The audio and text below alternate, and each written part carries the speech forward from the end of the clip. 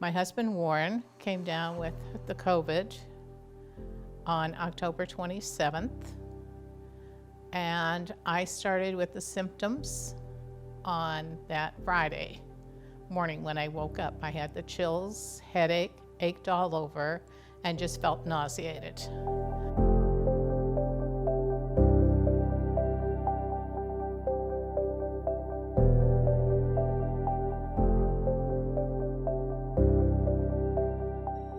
On Monday, November 9th, which was my birthday, I got up and I could hardly breathe. My daughter had called me and it was shortness of breath.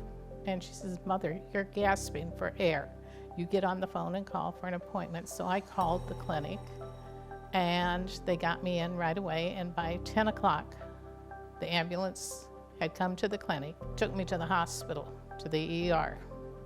They told me, "We'll see you." And I started to cry. And Carissa came out and held my hand and patted me. And she says, "Barbara, we're going to see you again." And I says, "But I don't want to die." And it was very, very tough. And it still is.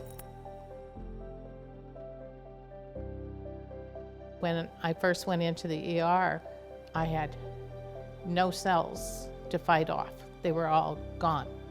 The pneumonias had killed them all. I had type A negative blood. They had a hard time finding the convalescent blood transfusion for me. The nurse came in about 12:30 and said, "We found the blood is there, we're thawing it out, and we will get it transfused into you. She says, "Before the deadline." She says, "Does that make you feel better?" And I says, "Yes." Then Dr.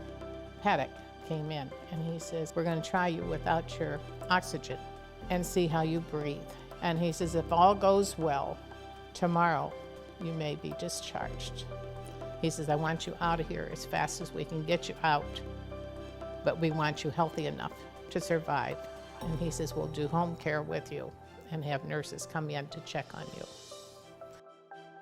There was nothing I couldn't say bad about St. Luke's and the way that I was treated. The nurses were all very genuinely friendly and very hospitable and very understanding.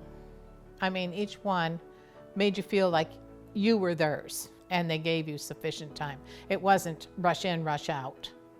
If you needed to talk, they were there. I had one that really stuck out, and that was Sam. And he'd come in and he says, "Are you comfortable? Do you want me to fluff your pillows? Do you need a magazine?" I go, "Can you get me a cup of coffee?" So he'd say, "Sure, I'll see what I can find." The day that I was leaving, which I didn't know I was going to be discharged that day for sure, but he came in and I says, "Oh, Sam, you're here yet?" And he goes, "Oh, yes," he says, because he came in with the doctor.